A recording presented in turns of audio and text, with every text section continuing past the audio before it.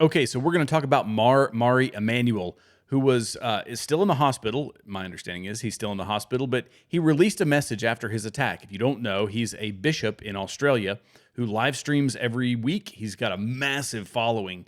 Some people affectionately call him the TikTok bishop, but he was attacked, knife attack, by a 15-year-old Muslim, and his message. What we'll talk about the circumstances around the attack, but the message that he delivered is one that I think is so beautiful and so amazing that I need to share it with everybody. So we'll talk about that. It's a great story.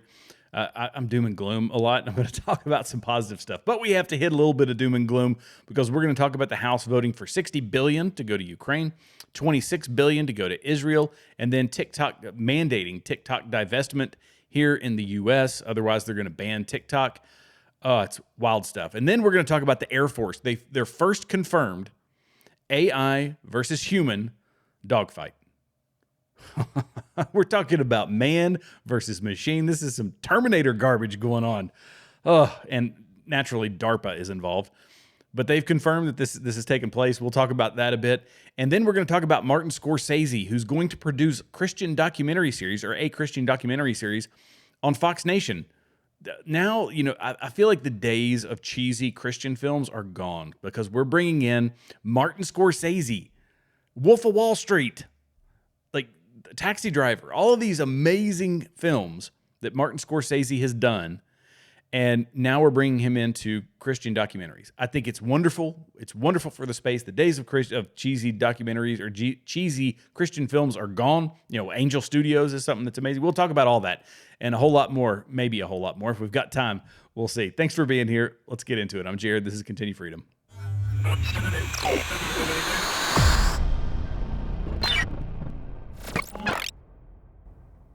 Okay, all you wonderful people. Welcome to Continue Freedom. If this is your first time here, welcome aboard. We're going to talk. Let's just go ahead and get right into it. Let's talk about Mari Emmanuel. So you've probably seen this guy. If you follow any Christian commentators or you follow a lot of Christian content, this guy's going to make his way into your feed. He's become affectionately known as the TikTok bishop, and he just live streams on TikTok. I believe he does Instagram as well. I don't know where all he is, but I see him mostly on Instagram in my Reels. I see him on my YouTube Shorts, but he's everywhere. And his message is loving. It's wonderful. We'll talk about some of his detractors and what people are saying about him from a faith standpoint. I'm not a theologian, so I'm not going to get deep into the weeds. Everybody likes to come off the top rope when you start talking about faith. But let's just go ahead and get into the situation around his attack. So he's the bishop of Christ the Good Shepherd in Wakele, which is a suburb of Sydney, Australia. And he and 3 other men were injured after a knife-wielding teenager attacked the religious leader on April 15th. The service was being live-streamed, so the attack was captured and recorded. Now, the replays of the attack it's pretty horrific. I obviously wasn't watching the live stream, but it's pretty horrific. And as we've learned, since the attack, the knife malfunctioned. So I don't know if he had a jet blade of some type, if he had a gravity knife or what it was, but the knife didn't deploy as he had thought. And he was stabbing relentlessly and there was nothing happening. And then he realized it. So he was stabbed, I believe. He was injured, but he's making a recovery. He being Mari Emmanuel.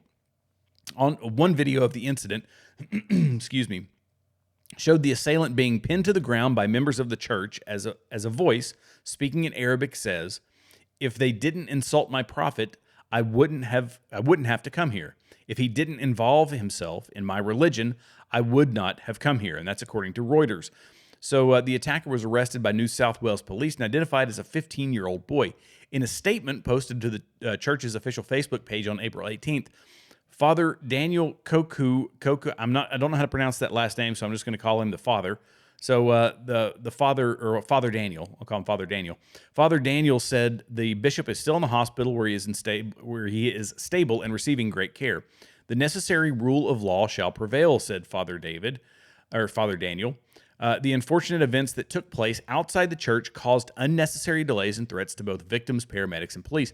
What he was talking about was 2,000 people showed up. So after this attack took place, the guy was still in the church, apparently, and 2,000 people gathered outside the church. once they learned of this, and they were demanding that the attacker, who was still, as I say, still in the church, they were demanding that he be brought out. So this was a pitchforks and torches sort of situation. People said, "Hey, our bishop is in here. He's been wounded. Bring out the assailant." And at least one person has been arrested because this crowd started to have clashes with police. It started to get a bit aggressive, and their statement says that there was a large contingent of people who were not members of the church who attended and caused a major disturbance, said Father Daniel. He added that the bishop preaches love and peace and now wishes people to return to private prayer and not escalate the matter any further. So they were trying to de-escalate the situation. The guy's live streaming.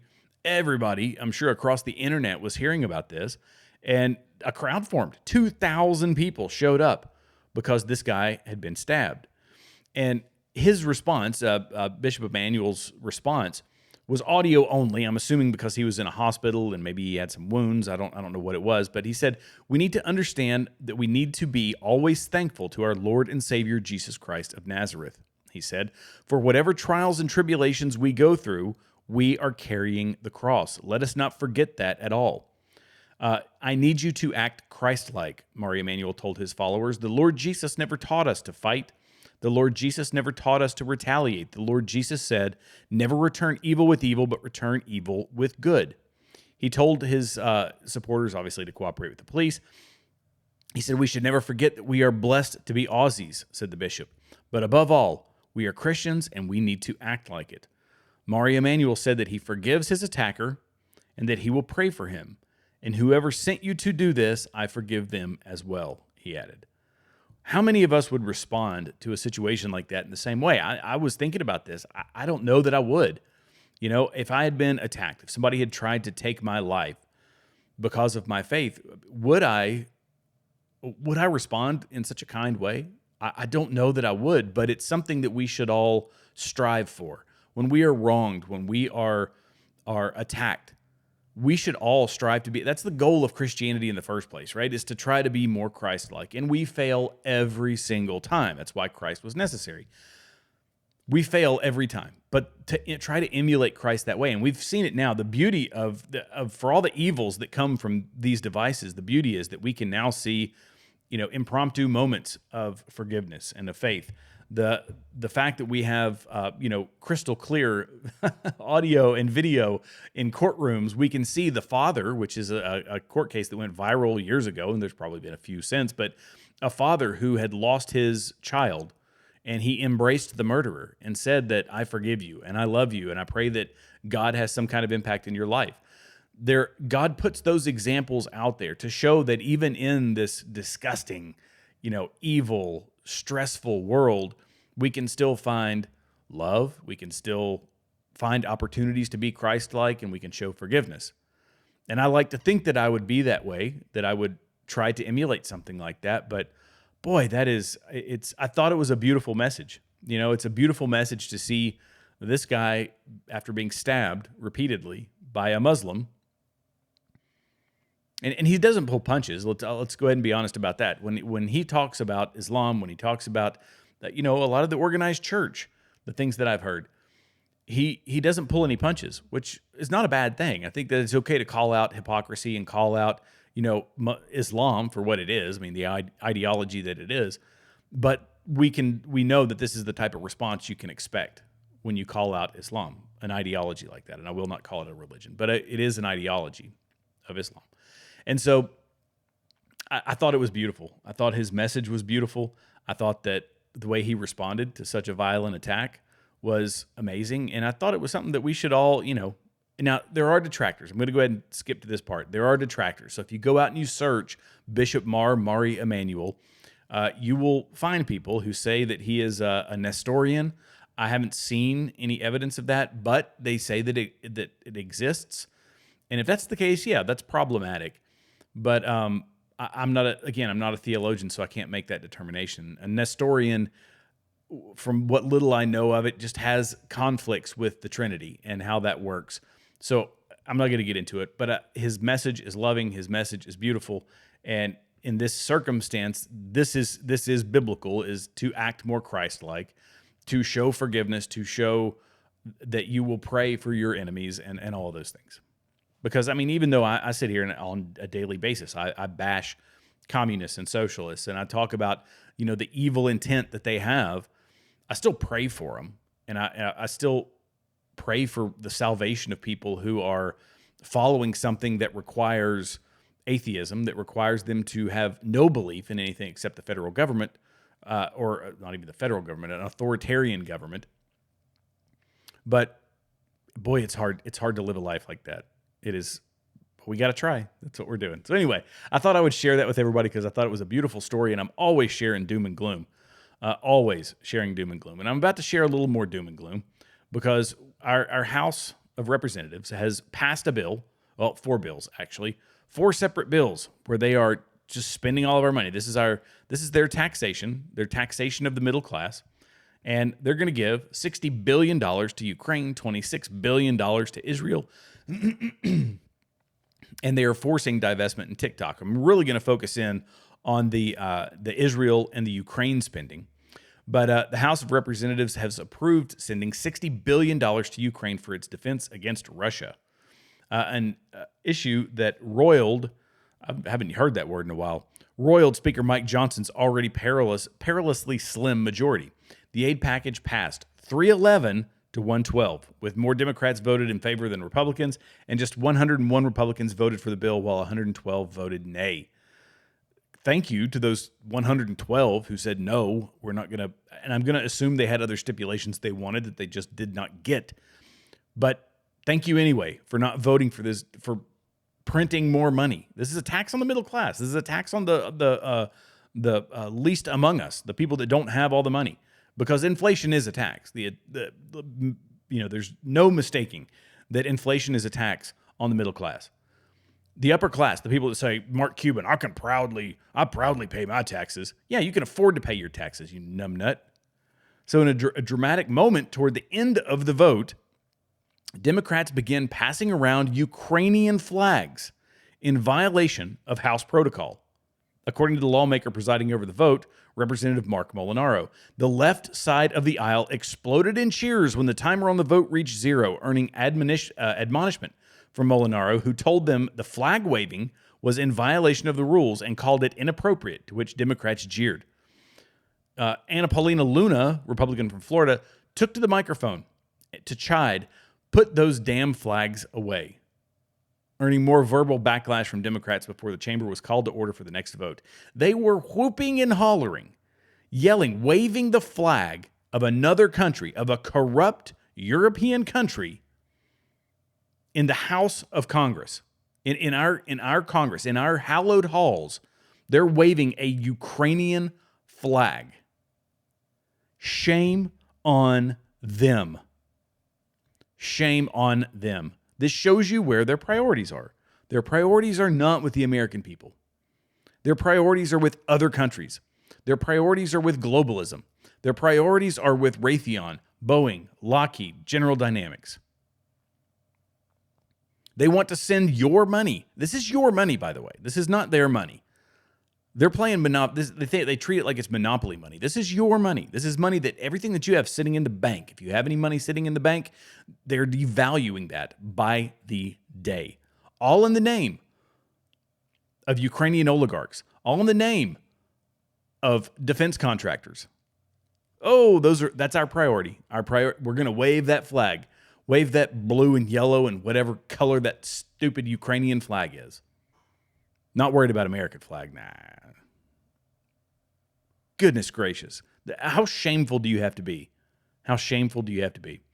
Representative Marjorie Taylor Greene's proposal to strip all funding related to Ukraine from the Ukraine funding bill predictably failed in a 71 to 351 vote. So 71 people said, yeah, I'm cool with taking away all the funding for Ukraine in the Ukraine spending bill. That obviously didn't happen. But the argument that's being made consistently is that this is still that they try to use that same old Cold War storyline, that we're fighting some Cold War superpower. They're a nuclear superpower. But as far as a powerful nation, no, Russia is not what they try to tell us that it is. It has a weakened military. It took action in Ukraine. You can debate what's right or wrong. It's none of my concern, to be perfectly honest. because from our own side, from our own perspective, we have violated an agreement that we had since the 90s, which was that we would not expand NATO towards Russia. And what have we done? There's one country now between NATO and Russia, and that's Ukraine. And we have Democrats trying to say, well, we should allow Ukraine into NATO. So they're prodding along more of a more military action. It's absolutely ridiculous. But Marjorie Taylor Greene is talking about putting forth a motion to vacate Mike Johnson, because Mike Johnson has caved. This dude has, he went from a brand new spaghetti noodle to one that's been boiled for an hour. He is just completely lost his spine, completely lost his backbone. And he's just doling out that money. Now, if we're going to send money out, make it a loan, first off. There should be none of this, well, we're just going to give you, we're going to give Israel $26 billion. Israel is a wealthy country.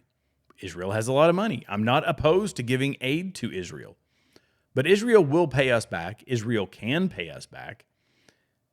And that is a fight that's probably worth fighting, because it's this tiny little country of, 7 million Jews and, ethnic Jews, and 2 million Palestinians. Plus, there's Gaza, but the Palestinians there's like 2 million of them living in Israel. And so it's 9 million people. This is small. This is smaller than New York, right? That are surrounded by monstrous countries, oil-rich countries that want to wipe them off the face of the earth. I believe that that's a valid, it's a valid cause for us to help. They're our most trusted ally in the Middle East. And they're the only actual democracy in the Middle East. But when it comes to Ukraine's never going to pay us back. We're giving this money to them. We're giving $60 billion to this corrupt little country, knowing full well we're never going to get that money back. It's never coming back. That debt will be forgiven. That will be taken out of your bank account. It will be taken out of your savings, out of your 401k, because they're going to sit there and whoop and holler, wave their flags in the Senate or in the House for another country. When are we going to learn, people? When are we going to learn? This is the whole, caving to the left. This is why I say, this bill, the 100 and whatever it was, 112 that voted nay, but 311 people voted. That's bipartisan. They call it a bipartisan bill. This is why bipartisan is a dirty word. This is why bipartisan is a bad thing. We need to get this. We need to elect people that are on not big R Republicans. We need conservative people to get elected. Conservatism is what's going to shift our compromise to, right now we're compromising to the left. We're always compromising to the left. When we pass 311 to 112, that means that we are losing rights, losing money, spending more money. But by that, I mean spending more money. We are moving ourselves towards the left, towards fiscal irresponsibility, not responsibility. And we have 112 people right now that said, no, we're not going to do that. Kudos to them. We have to get this to a 311 who say that we're not going to spend the money, and 112 voting nay to cut funding for foreign countries, to cut funding for defense, the pet projects for defense contractors. That's where we have to move this. So no, bipartisan's not a good thing right now. It's not a good thing. And like I said, I think in my last video, Milton Friedman told us this, that it's not that we have to kick everybody out of Congress. It's not that we have to replace everybody in Congress or everybody in the Senate. We just have to make it politically valuable for them to vote in a conservative way. This is why we have to have people trying to change the culture, trying to change the conversation, trying to, almost like we're trying to, what's the word?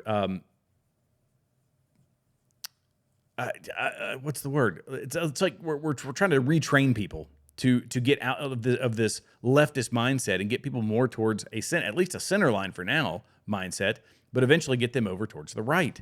Conservatism. And conservatism isn't what they think it is. I mean, I'd kind of say that this is deprogramming. We kind of have to deprogram the people on the left to understand that, hey, the reason they don't have a job, the reason that they can't make their payments, the reason that their rent is going through the roof. It's not because of capitalism. It's not because of conservatism. It's because of the opposite. It's crony capitalism, which is not capitalism, that is closer to fascism, where regulations are affecting small businesses, but it's not affecting these massive companies, or at least the massive companies can absorb it, and it just takes out their competition. Same thing with taxation. But we have to deprogram these people to understand that things are better when we are more conservative. Things are worse when we are closer to socialism, communism, fascism. Because fascism is not a right thing. It's authoritarian in nature, just like socialism and communism. So anyway, I say all that to say this bill is an absolute abomination. And I talked in a few weeks ago, it might have been a month ago now, about the divestment from TikTok. TikTok, which is, TikTok, ByteDance, that whole conglomeration, this was owned by, yes, foreign investors, about 60% of it. 20% of it was owned by TikTok employees, and 7,000 of those people that owned part of that 20% were Americans.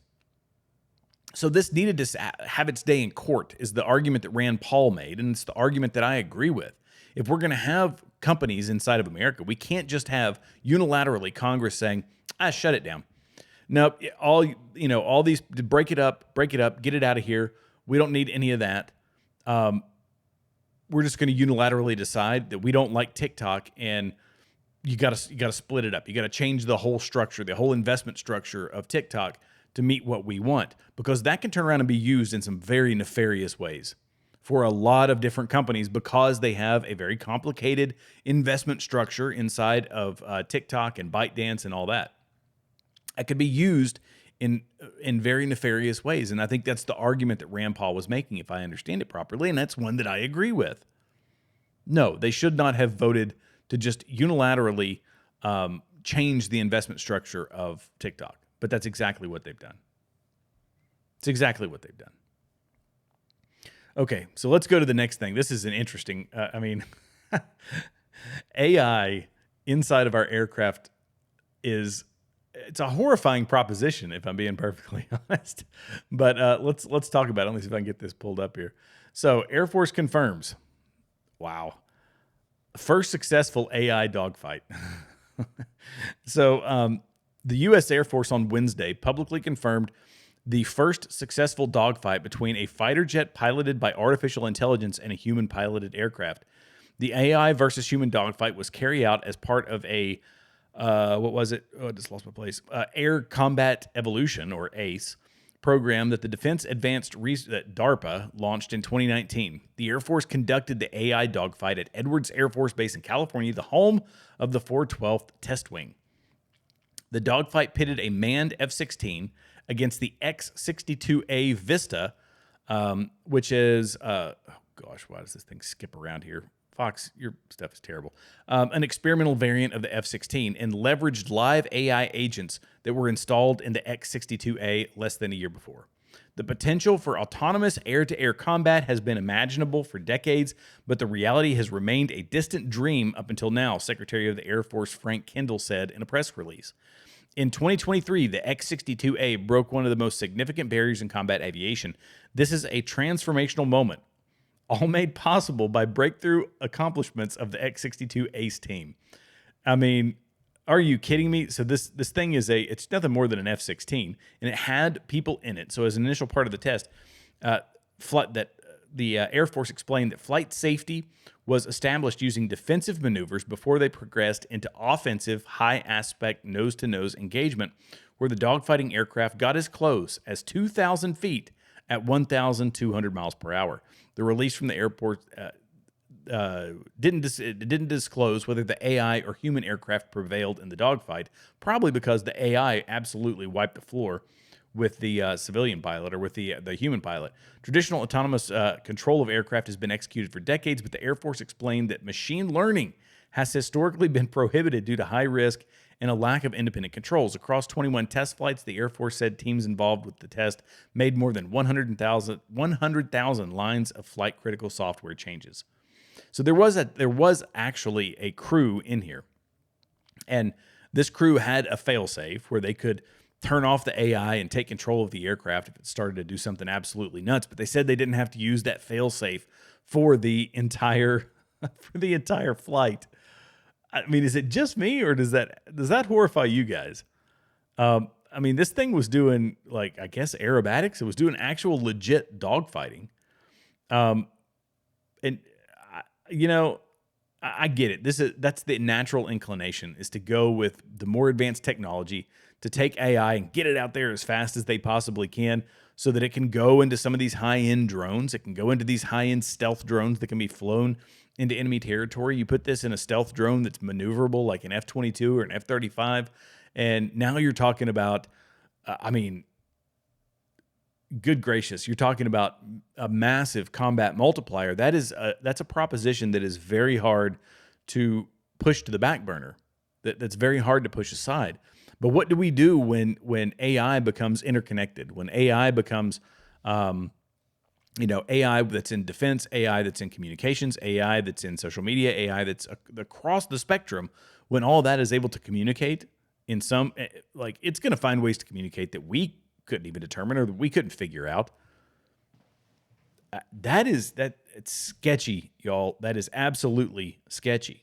Well, I personally say, what's wrong with having drones like we have now? Our drone program, we can have some guy sitting in a comfy chair in, I don't know, out west somewhere, flying a drone that's taxiing on a runway in Afghanistan or in Iraq, which is how it worked. We were able to run these things from afar.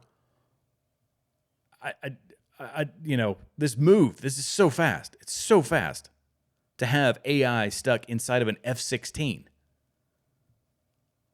I mean, this is the plane. Here, let me show it to you.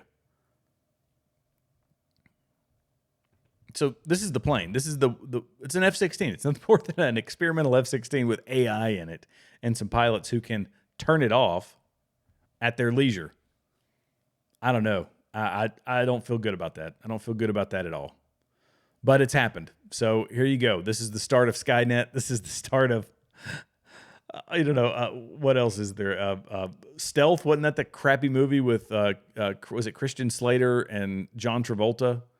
What was the one? There've been several of them with aircraft that are, augmented reality, or not augmented reality, but AI helping the pilot, having a wingman that's AI. I mean, this is predictive programming in theaters or in movies is a real thing, because this is the kind of stuff we saw and we were like, oh gosh, that's 100 years in the future, and here we are in my lifetime. I saw that crappy movie where the AI wingman was there, and now I'm seeing, gracious sakes alive. Well, let's look to something positive here at the end. Martin Scorsese, he's going to produce a Christian documentary series on Fox Nation. So his upcoming documentary series, which is called Martin Scorsese Presents The Saints, is set to premiere on Fox News in November, with the first 4 episodes airing initially, and the remaining episodes to follow in 2025. The series will consist of 8 one-hour episodes focusing on Christian saints, including Joan of Arc, Francis of Assisi. Is that it? Why do I not know about Francis of Assisi? Anyway, John the Baptist and Mary Magdalene. Scorsese, known for his acclaimed films such as Taxi Driver and The Wolf of Wall Street, expressed his deep connection to the stories of the saints and his excitement about the project. He highlighted the diverse backgrounds and struggle of the saints as they followed the way of love revealed by Jesus' teachings. I lived with the stories of the saints for most of my life, thinking about their words and actions, imagining the world they inhabited, the choices they faced, the examples they set, Scorsese said in a statement about the documentary. These are stories of 8 very different men and women, each of them living through vastly different periods of history, and struggling to follow the way of love revealed to them, and thus by Jesus' words in the gospel. And revealed to them and to us by Jesus' words in the gospel. I'm so excited about this project that's underway. So, look, this is awesome to bring somebody this high caliber on board with a powerhouse like Fox Nation, and a powerhouse not from a cinematic standpoint, but from a money standpoint. They've got, millions upon millions upon millions of dollars that they can pump into these projects. And to put a director like Martin Scorsese at the head of it is huge. And we've seen Angel Studios. Angel Studios has done some amazing stuff when it comes to Christian films. So I see this as the beginning of the end for cheesy Christian films, that we are now able to bring on big name people who are starting to feel, interestingly enough, open to talk about their faith, to talk about Christianity. When it's it's kind of that it's a constant conflict. People are hating on Christianity, or Martin Scorsese's coming out saying, "Hey, I'm assuming Catholic because they're the only ones that I know of anyway that really pay much attention to the saints. I don't know anything about the saints. I don't know who the saints are, or I know that sainthood is a thing for the Catholic Church and all that. But anyway, to talk about John the Baptist and Mary Magdalene, Joan of Arc, like these are huge figures in Christianity, like post Christ, obviously Christianity. Well, not John the Baptist, but yeah, I mean, you get the idea that to understand what Christianity has gone through, the people that have played a significant role is huge in helping us tell the story and helping bring an understanding of Christianity to people who may not have exposure to it, or who may be rejecting it, or who may be exploring it. So I think it's nothing but a net positive, provided they stay true to the stories. That's what we always have to worry about is, Hollywood people getting involved, they're going to try to contort the stories. The story of John the Baptist is pretty clear. Like, we understand the story of John the Baptist. We understand the story, for the most part, of Mary Magdalene. And so those become, when they're biblical stories, it's very tempting for them to contort them to make them fit inside of the modern eras and make it more understandable for people. But what we have to understand is the world is supposed to become biblical. The Bible's not supposed to become worldly. So I will be interested to see how they stick to that. And there are plenty of biblical scholars out there who will tear them apart from one side to the other, and I think that's necessary. So I just think that it right now, provided that they stick to the storyline, that they stick to the historical accuracy of it, it is a net win for Christian filmmaking, and I think it's wonderful. I think it's absolutely wonderful. So there you go. We're going to end on a positive note. Thank you all so much for watching. I really appreciate it. Be sure to like, subscribe, leave comments below. We're on X Locals, Rumble, and YouTube. Please go to those places and give me a follow. It really helps me out. I'm trying to grow on multiple platforms at the same time. And, comments, likes, hitting that notification bell whenever you subscribe, that really helps out as well, so that you can see the videos as soon as I release them. But anyway, thank you guys so much. I appreciate it. God bless you. God bless America. I'll see you all in the next one.